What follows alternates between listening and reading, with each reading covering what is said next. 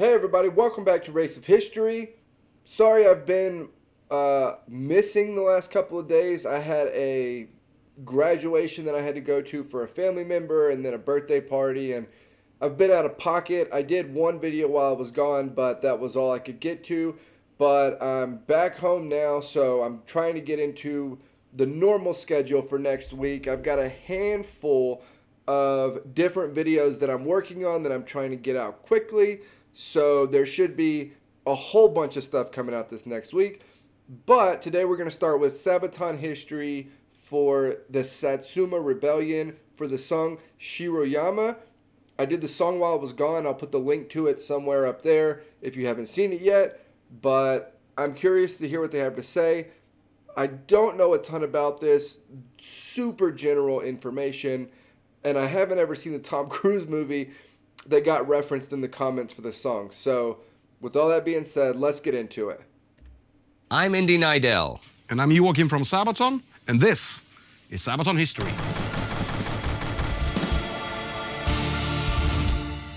The Battle of History-Shiroyama was a major turning point in Japanese history, where the samurai, heavily outnumbered, made a heroic stand and counterattack against the Japanese army, showing their legendary skills for the world to see in their final fight. And our song, History-Shiroyama, is not only about that battle, but also a tribute to the ancient code of honor, Bushido.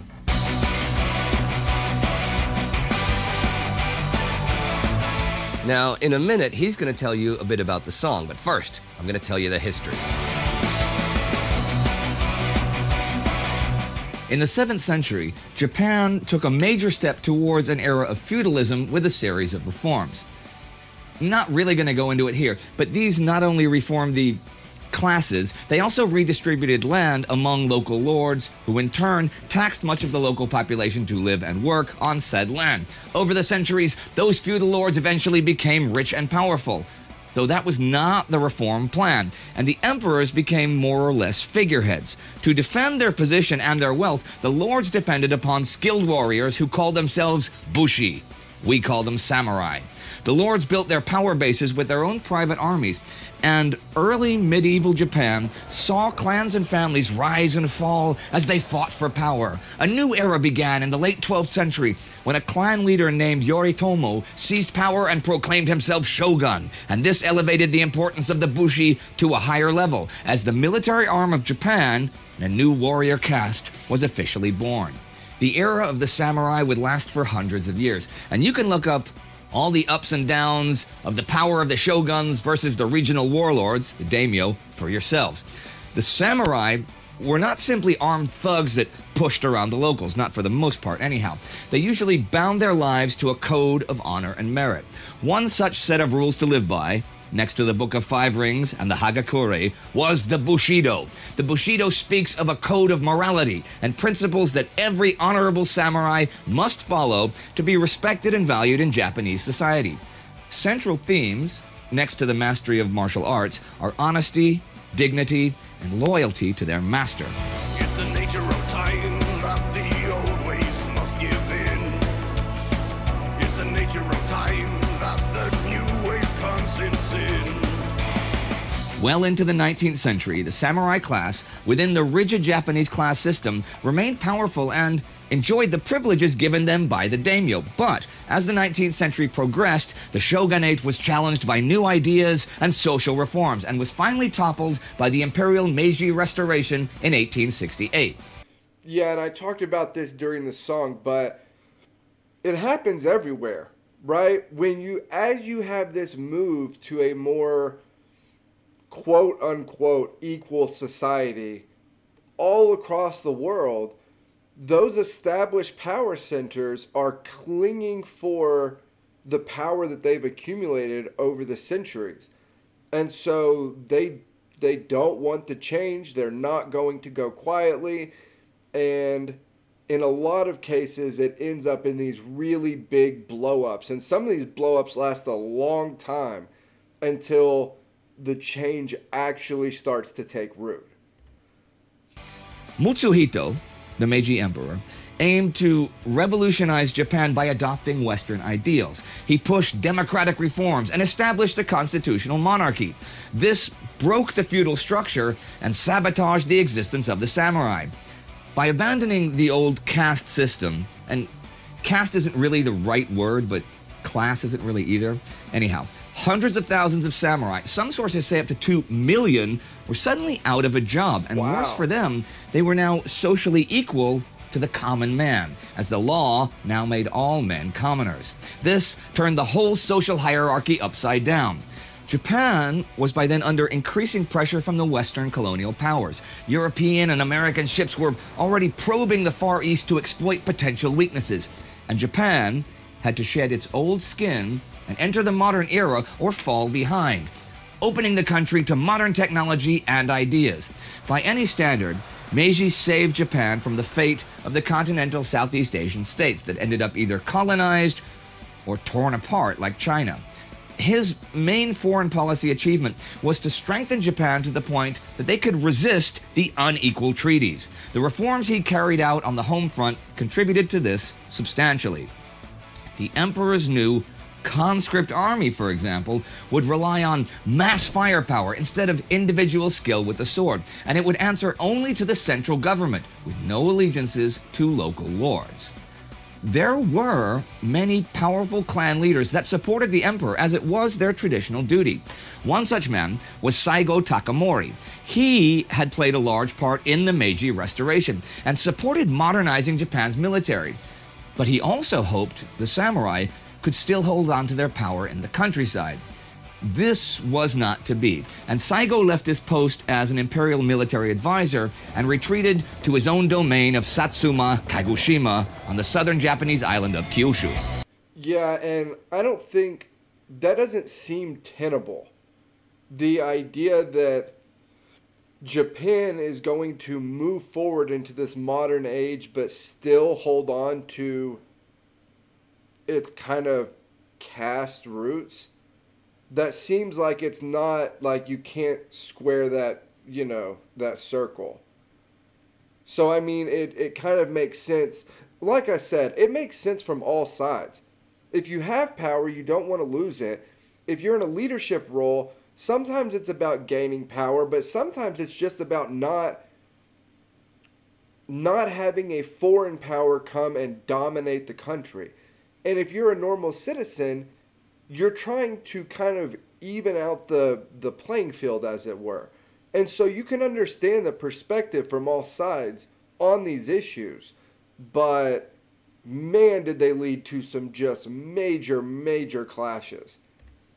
As a new age begins, the way of the warrior comes to an end. As a new age begins, the ways of old must apprehend. Now, he was opposed to the new structures of Japanese society, but did not seek a confrontation with the emperor's rule. Instead, he kept the ideas of Bushido and the samurai alive in his own schools and dojos. Side note here, contrary to popular belief, the samurai did adopt new technologies. In fact, Clan Satsuma was famous for its artillery school. Okay. It was soon obvious that imperial officials loyal to Saigo were unofficially supplying his schools with ammunition and military-grade weapons, and this raised deep concerns at the imperial high court. Investigators were sent out, and these openly accused Saigo of preparing a rebellion. This was an insult to Saigo's students, and some of them committed local acts of violence against government officials. By 1877, this spiraled into open war between the samurai forces of Satsuma and the Imperial Japanese Army. Saigo gathered warriors and students loyal to him and marched out of Kagoshima in early February to meet the approaching Imperial Army in the field.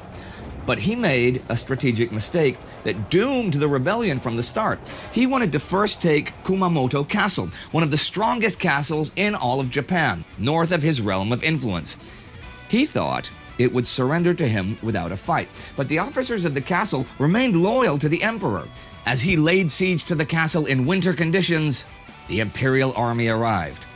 Both sides were initially around 10,000 troops each, and for 2 months the battles raged. mostly in close combat with swords and bayonets, and the losses were in the thousands. But the imperial army, under General Aritomo Yamagata, an old colleague and friend of Saigo, could easily replace conscripts by the hundreds, while samurai warriors, who had trained their whole lives with their weapons, could not do so at all.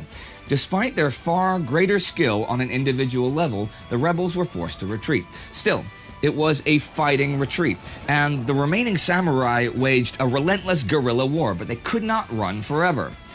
By September, it was only Saigo and 400 of his samurai who managed to slip through the imperial lines and make their way back to their capital of Satsuma, taking refuge on the heights of Hill-Shiroyama.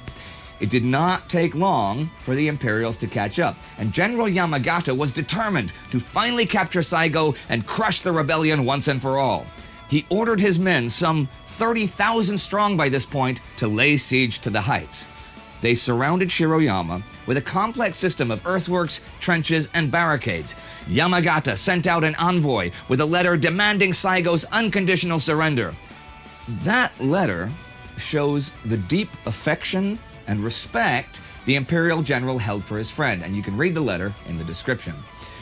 Saigo, true to the nature of Bushido, could not accept surrender and denied Yamagata's request. See, for the samurai, surrendering was the most shameful thing they could do. A warrior was not just remembered by how he lived, fought, and served. He was also judged by the way he met his end. Yep. Death, even in defeat, could be the most honorable and glorious act of a samurai's life. And after all, death is inevitable, but giving up or losing heart in the face of defeat is not, and is unacceptable. And that's actually commendable. I mean, in a way, it really kind of is.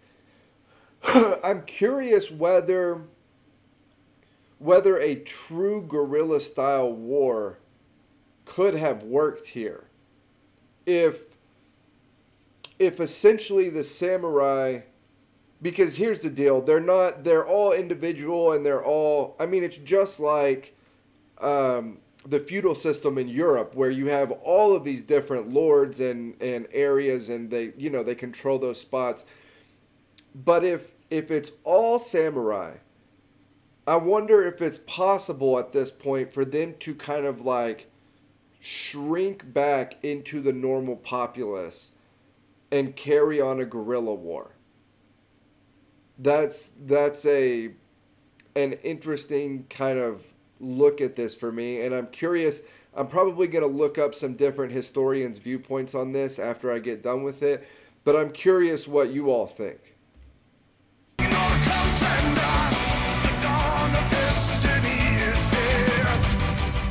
Knowing the end was near, Saigo and his men spent their final days singing songs, writing poetry, and playing games, while the imperial army prepared its assault. Its artillery began to fire at midnight as September 24th began.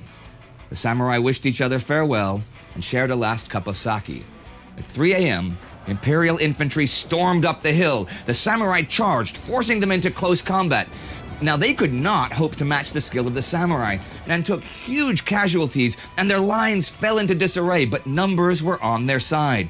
By 6 a.m., only 40 of the samurai were still alive. Saigo himself had been mortally wounded, probably from a bullet to the stomach or the hip, though that is uncertain. The legend goes that he was carried back up the hill by one of his closest friends. As they found a quiet spot, Saigo turned one last time in the direction of the imperial palace, bowed, and then got to his knees. He committed seppuku, the traditional suicide, by slicing the abdomen open to preserve his honor. His friend cut off Saigo's head with one stroke and hid it somewhere on the mountain. In the morning sun of September 24th, 1877, the remaining 40 samurai met their fate in one final suicidal charge into the imperial lines. All of them were cut down by gunfire.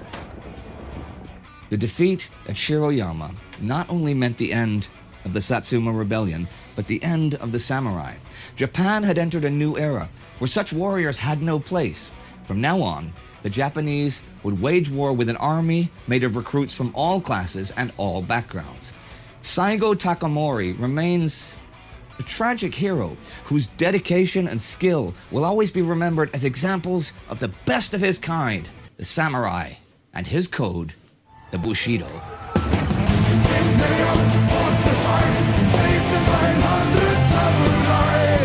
Shiroyama, the song, obviously is going to have a certain meaning for... Yeah, so what's so interesting to me about this is in these big clashes, for these big systems, the people that die are normally kind of just people, right? And I don't mean to downplay their deaths. That's not what I'm trying to do. But what's really interesting about what happened with Japan is that in this attempt to move into the modern age, they killed off the very best, like, military and warrior types that they had, which is, I don't know, that's kind of such a bizarre, juxtaposition to coming into the new world and trying to save Japan from foreign powers by totally changing the military, totally changing the kind of social fabric, and killing off the best warriors and military minds that you have. It's a very interesting kind of, historical tragedy. Japanese fans and stuff. Do you guys play in Japan?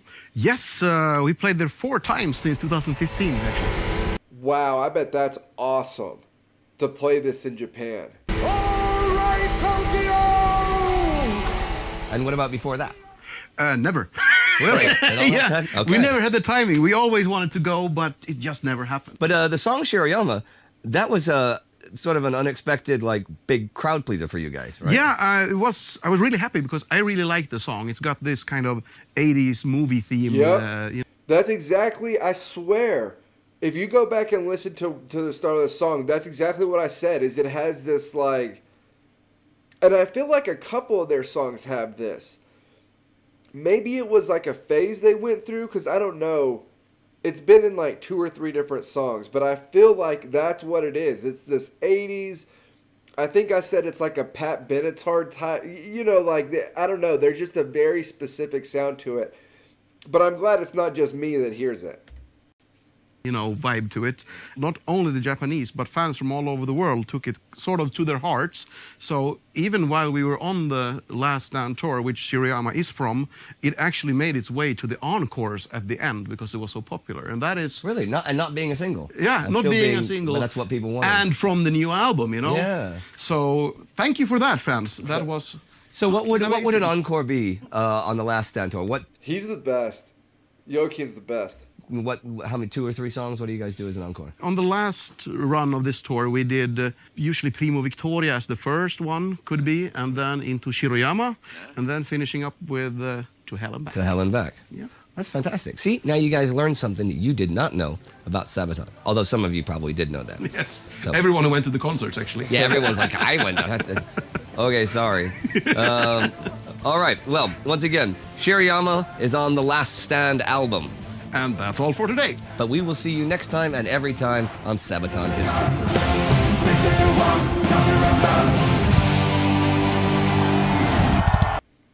All right, so that was the Sabaton History for Shiroyama.